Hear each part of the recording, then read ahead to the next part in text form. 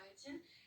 La rétine va convertir ce soleil en signal électrique qui est envoyé au cerveau via les nerfs optiques, sauf que ces nerfs optiques ils sont tout proches d'un autre nerf crânien qui est le nerf trijumeau qui innerve en fait tout le visage. Il y a des terminaisons nerveuses qui sont notamment au niveau de la muqueuse du nez. C'est notamment grâce ou à cause de lui qu'on va éternuer lorsque on a des poussières un peu qui rentrent dans les narines.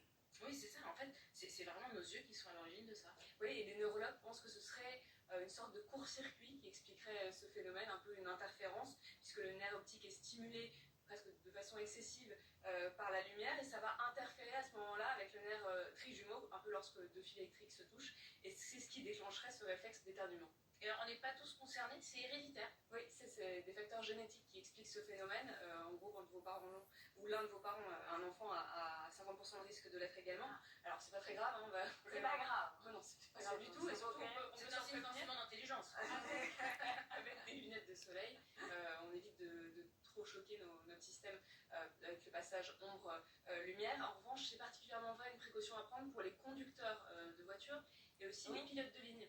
Sachez par exemple que dans l'armée de l'air américaine, c'est interdit de devenir pilote si on est atteint par ce syndrome.